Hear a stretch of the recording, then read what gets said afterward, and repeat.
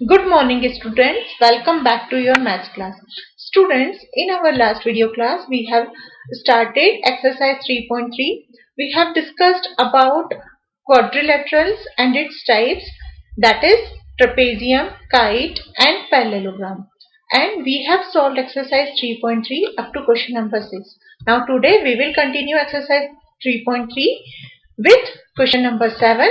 So the question is, the adjacent figure HOPE is a parallelogram. Find the angle measures x, y and z. State the properties you use to find them. अब हमें यहाँ पे एक parallelogram HOPE given है hope, जिसमें आपको x, y, z angles की value find out करनी है और आपसे ये कहा गया है कि जिस प्रॉपर्टी पैरेललोग्राम की जिस प्रॉपर्टी को आप यूज कर रहे हैं उसे आपको यहाँ पे मेंशन भी करना है, यानी कि यहाँ पे रीजन विथ रीजन आपको बताना है कि आपने किस प्रॉपर्टी को यूज करके वैल्यूज फाइंड आउट की है. Now first of all we will see this figure. हम इस फिगर को देखते हैं जिसमें हमें कौन कौन सी वैल्यू फाइंड करनी है और कौन सी हमें वैल्यूज गिवन है. हमें यहाँ एंगल H दो पार्ट्स में डिवाइड किया गया है. फर्स्ट पार्ट की वैल्यू 40 डिग्री गिवन है और सेकंड पार्ट को Z से डिनोट किया गया है. इसकी वैल्यू हमें फाइंड करनी है. अब यहाँ पे आप देखेंगे EP और HO ये पैरेलल लाइंस हैं जिसे कि ट्रांसवर्सल लाइन HP इंटरसेक्ट कर रही है, कट कर रही है. तो यहाँ पे ये जो 40 डिग्री है इस y के इक्वल होगा because this two are alternate interior angle. जब दो पैरेलल लाइन को एक ट्रांसवर्सल लाइन कट करती है तो इस तरह से जो एंगल्स बनते हैं वो अल्टरनेट, ट्रांसवर्सल के अपोजिट साइड्स में बनने वाले एंगल अल्टरनेट एंगल्स कहलाते हैं और अल्टरनेट एंगल इक्वल होते हैं, इसलिए y की वैल्यू 40 डिग्री के इक्वल होगी. अब यहाँ पे हमें इस एंगल की वैल्यू नहीं गिवन है, नहीं तो हम z की वैल्यू इजीली फाइंड कर सकते थे.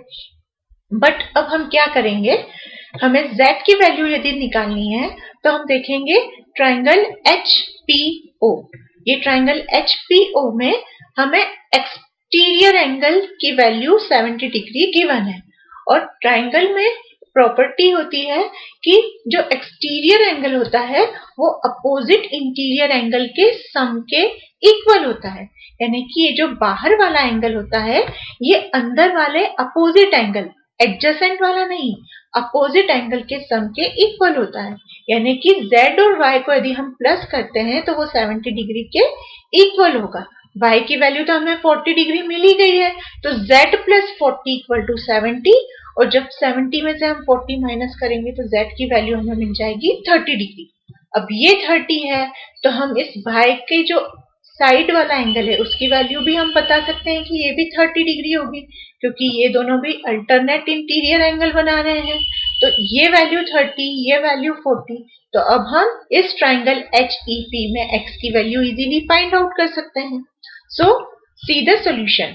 अभी ये जो मैंने आपको इस डायग्राम में समझाया उसी को हम इस सॉल्यूशन में देखेंगे.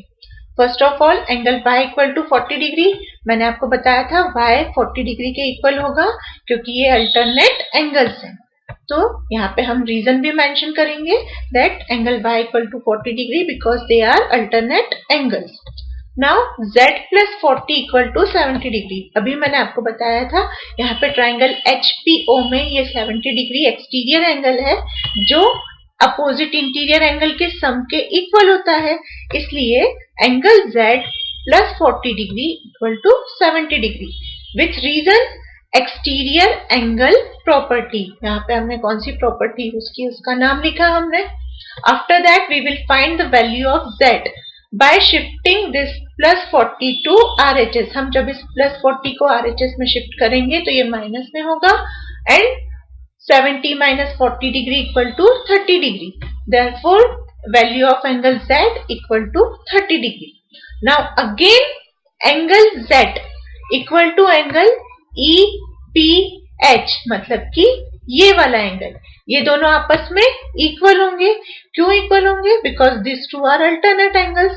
तो ये दोनों एंगल इक्वल हैं मतलब कि एंगल EPH की वैल्यू भी कितनी हो जाएगी 30 degree.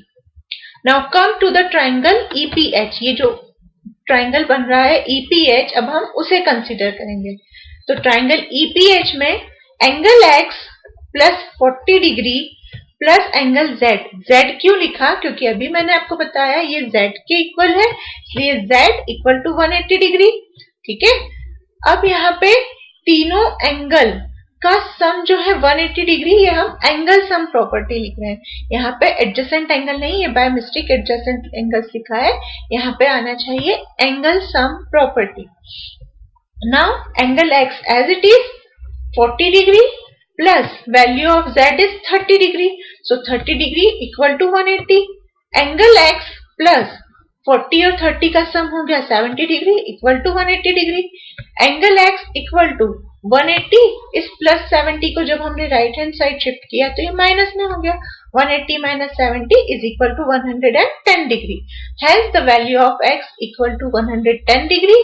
Value of Y is 40 degree and the value of Z is 30 degree. इस तरह से हमने तीनों एंगल्स की वैल्यू फाइंड कर ली। Now come to the next question. In question number 8 we have given the following figures GUNS guns and RUNS runs are parallelograms. हमें इस क्वेश्चन में बोला गया है ये दोनों अलग अलग डिफरेंट पैरेललोग्राम्स हैं। Find X and Y lengths are in centimetre. हमें X और Y की वैल्यू इन दोनों फिगर्स में फाइंड करनी है। So let us consider first figure in which we have given opposite sides GU and NS. Opposite sides का pair हम देखेंगे GU NS। ये आपस में इक्वल होगा because according to property of parallelogram opposite sides are equal. So in this figure GU equal to NS, GU आपस में GU और SN आपस में इक्वल है because opposite sides of a parallelogram are equal. Now GU की value है 3y minus 1 और SN की वैल्यू है 26। हमने इन दोनों की वैल्यूज रखी, 3y को यहीं रहने दिया, -1 को इक्वल टू के दूसरे साइड ले जाएंगे तो +1, 26 + 1 इज इक्वल टू 27। y की वैल्यू फाइंड करनी है, 3 जो इनटू में है उसे भी दूसरे साइड लेके जाएंगे, डिवाइड में हो जाएगा, 27 divide by 3 so 9, hence the value of y is 9। Similarly GS equal to UN, GS और UN ये भी अपोजिट साइड का पेयर है तो ये भी आपस में इक्वल होगा। GS equal to UN, GS की वैल्यू है 3x, UN की वैल्यू है 18, so 3x equal to 18। x की वैल्यू फाइंड करनी है, 3 जो इनटू में है उसे इक्वल टू के दूसरे साइड ले जाएंगे तो डिवाइड में होगा, 18 divide by 3 is 6, hence x equal to 6। Hence, in the first figure, x equal to 6 centimeter and y equal to 9 centimeter. Now, in the second figure, we have given this RUNS, a parallelogram, in which the values of diagonals, we have to find out the value of x and y using the values of diagonals. Since the diagonals of a parallelogram bisect each other, हमने parallelogram की property में देखा था कि diagonal जो होते हैं parallelogram के वो एक दूसरे को बाइसेक्ट करते हैं, मतलब कि इक्वली डिवाइड करते हैं। इक्वली डिवाइड करते हैं इसलिए OR इक्वल टू ON होगा और उसी तरह से OU equal to OS, OS और OU आपस में इक्वल होंगे। So OU equal to OS, पहले हम इस वाले डायगोनल को कंसिडर करते हैं US को, तो US में क्या होगा, इस डायगोनल RN ने US को इक्वली डिवाइड किया है, मतलब कि OU और OS को इक्वल पार्ट्स में डिवाइड किया है, इसलिए जो y + 7 होगा वो 20 के इक्वल होगा। OU इक्वल टू OS और OU की वैल्यू y + 7, OS की वैल्यू 20, तो y यही रहने देंगे, +7 को इक्वल टू के दूसरे साइड ले जाएंगे जिससे माइनस में होगा, 20 - 7 is 13, hence the value of y is 13. Also OR equal to ON, ON और OR भी आपस में इक्वल होंगे बिकॉज ये जो US डायगोनल है वो इस RN को बाइसेक्ट कर रहा है, इक्वली डिवाइड कर रहा है, so ON equal to OR, the value of ON is x plus y and the value of OR is 16, hence x plus y is equal to 16. Now we know the value of y, that is 13, we will put this value, hence we get the value of x. When we shift this plus 13 to RHS, it will become -13 and 16 minus 13 is 3, hence the value of x is 3 centimeter and the value of y is 13 centimetre. x की value 3 centimetre है और y की value 13 centimetre है। Now the next question is, this figure is given. In the above figure, both risk and clue are parallelograms. हमें इस question में बोला गया है ये RISK रिस्क एक पैरेललोग्राम है और CLUE क्लू ये भी एक पैरेललोग्राम है जो इस तरह से एक दूसरे को कट कर रहे हैं। ठीक है, ये एक पैरेललोग्राम है और एक पैरेललोग्राम ये RISK है। Now find the value of x। अब हमें यहाँ पे ये जो x एंगल बन रहा है इसकी वैल्यू फाइंड आउट करनी है। इसके लिए हम सबसे पहले क्या देखेंगे, here RISK risk and clue are two parallelograms. हमें सबसे पहले जो गिवन है हमने वो लिखा, रिस्क और क्लू दो पैरेललोग्राम है। Now angle 1 equal to angle L। Angle 1 जो कि ये बन रहा है इस एंगल L के इक्वल है। ये दोनों आपस में इक्वल क्यों है? Because opposite angles of a parallelogram are equal. तो अब इस पैरेललोग्राम CLUE में एंगल L और एंगल E ये अपोजिट एंगल्स है। अपोजिट एंगल्स आपस में इक्वल होना चाहिए, इसलिए angle 1 equal to 70 degree. Angle 1 equal to angle L equal to 70 degree because opposite angles of a parallelogram are equal. Now angle K plus angle 2 equal to 180 degree. देखिए यहाँ पे हम अब इस पहले वाले पैरेललोग्राम RISK में देखें तो एंगल K और एंगल S ये दोनों एडजेसेंट एंगल्स हैं और adjacent angles of a parallelogram are supplementary, यानी कि दोनों एडजेसेंट एंगल्स का सम जो होता है वो 180 डिग्री के इक्वल होता है। इसलिए यहाँ पे हमने लिखा angle K plus angle 2 equal to 180 degree, sum of adjacent angle is equal to 180 degree. अब एंगल K की वैल्यू तो हमें गिवन है 120 डिग्री, वो हमने लिखी, plus angle 2 equal to 180 degree. Angle 2 की वैल्यू फाइंड करनी है, इस एंगल 120 डिग्री को हम राइट हैंड साइड शिफ्ट करेंगे, प्लस का है दूसरे साइड जाके माइनस में होगा। सो 180 degree minus 120 degree that is 60 degree. अब हमें एंगल 1 मतलब इस एंगल E की वैल्यू मिल गई है जो कि है 70 डिग्री और एंगल 2 यानी कि यहाँ पे एंगल S की वैल्यू मिल गई है 60 degree. Now we can easily find the value of x in this triangle. अब हम इस ट्राइंगल OES, इस ट्राइंगल में जब हमें दो एंगल पता है तो थर्ड एंगल हम फाइंड कर सकते हैं using angle sum property. So in triangle OES, इस ट्राइंगल OES में यदि हम देखें तो angle x plus angle 1 plus angle 2 equal to 180 degree, angle sum property. Now angle x plus put the value of angle 1 and 2 that is 70 degree plus 60 degree equal to 180 degree. 70 plus 60 is 130, but this 130 is with plus sign. When we shift this to other side, it will become minus. Hence, the value of angle x equal to 180 minus 130 equal to 50 degree. Hence, x equal to 50 degree. यहाँ पे हमें angle x की value मिल गई है 50 degree. Now, the next question is, explain how this figure is a trapezium. Which of its two sides are parallel? हमें एक figure given है KLMN। इस फिगर में हमें दो एंगल की वैल्यू गिवन है 100 degree and 80 degree and we have to find out is it trapezium. हमें एक्सप्लेन करना है कि ये ट्रेपेजियम है क्या और यदि है तो इसमें कौन सी दो साइड पैरेलल है ये हमें बताना है। Now angle M which is 100 degree and angle L is equal to 80 degree and the sum of angle M plus angle L।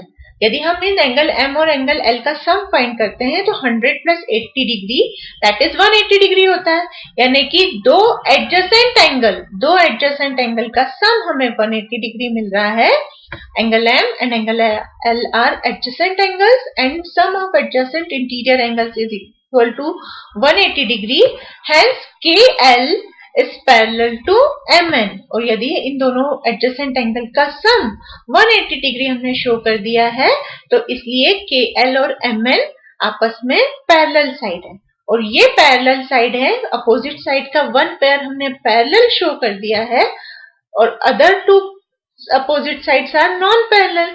जो दूसरी दो साइड्स हैं अपोजिट साइड्स वो नॉन पैरेलल है, ये दिख रहा है आपको भी। तो ये क्या होगा, एक ट्रेपेजियम होगा। Hence KLMN is a trapezium.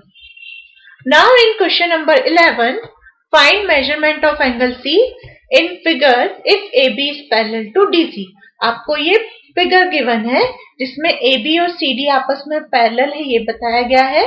Angle B की वैल्यू 120 डिग्री है, ये भी बोला गया है, और हमें एंगल C की वैल्यू फाइंड करनी है। So again given that AB is parallel to DC, हमें जो गिवन होता है वो हम सबसे पहले लिखते हैं। तो हमें गिवन है कि AB और DC आपस में पैरेलल साइड्स हैं। Measurement of angle B and sum of angle B and angle C equal to 180 degree. अब पैरेलल साइड है तो पैरेलल साइड में एडजेसेंट एंगल का सम 180 डिग्री होता है।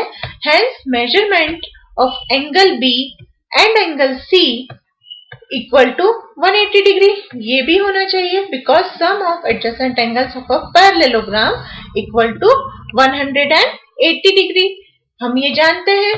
अब मेजरमेंट ऑफ एंगल B तो गिवन है 120 डिग्री, इसकी प्लेस पे हमने 120 डिग्री रखा, plus measurement of angle C जिसकी वैल्यू हमें फाइंड करनी है equal to 180 degree. Measurement of angle C find करना है, इसे यहीं रहने दिया। 120 डिग्री को इक्वल टू के दूसरे साइड ले जाएंगे जिससे ये माइनस में होगा। सो 180 minus 120 that is 60 degree. Hence measurement of angle C equal to 60 degree. Now come to the last question of this exercise, which is find the measure of angle P and angle S if SP is parallel to RQ in figure. आपको ये figure given है, PQRS एक quadrilateral है जिसमें कि SP और RQ ये parallel side है। आपको दो एंगल की वैल्यू गिवन है और अदर टू एंगल्स की वैल्यू फाइंड करनी है। Given angles, angle R equal to 90 degree, यहाँ पे 90 डिग्री नहीं लिखा है बट इस साइन से हमें शो होता है कि एंगल R जो है वो 90 डिग्री का है। एंगल Q की वैल्यू हमें गिवन है 130 degree and we have to find out the measurement of angle P and angle S. Now first of all we will write what is given in the question. Given that angle Q equal to 130 degree. हमें इस figure में बोला गया है angle Q की value 130 degree है and angle R equal to 90 degree, ये हमें क्वेश्चन में ही कहा गया है। SP और RQ पैरेलल है, ये भी हमें गिवन है। SP and QR are parallel. We will write this reason given. So angle P plus angle Q equal to 180 degree. यहाँ पे ये दोनों यदि पैरेलल लाइंस हैं तो इंटीरियर एंगल का सम, सॉरी एडजेसेंट एंगल का सम 180 डिग्री के इक्वल होना चाहिए। So angle P equal to angle Q, ये एंगल P एंगल Q ये दोनों एडजेसेंट एंगल है, इनका sum 180 degree. We will write the reason also that this two are adjacent angle and sum of adjacent angles of parallel lines is equal to 180 degree. Now angle P, we have to find out the value of angle P, so we will write angle P plus angle Q is given, that is 130 degree equal to 180 degree. Angle P equal to 180, when we shift this 130 to RHS it will become minus, so 180 minus 130 equal to 50 degree. Hence we can get the value of angle P as 50 degree. Now in the same way angle S plus angle R, these two are also adjacent angle and hence the sum of angle S and angle R equal to 180 degree. Angle S और angle R भी जो है वो adjacent angle है, इसलिए इन दोनों का sum भी जो होगा वो 180 degree के equal होगा. So angle S plus we will write the value of angle R, that is 90 degree equal to 180 degree. When we shift this 90 to RHS it will become minus 90. Hence angle S equal to 180 minus 90, that is 90 degree. Hence the measurement of angle P equal to 50 degree and measurement of angle S equal to 90 degree. Students, here we have completed exercise 3.3. In our next video class, we will continue this chapter with exercise 3.4. Till then, take care. Thank you.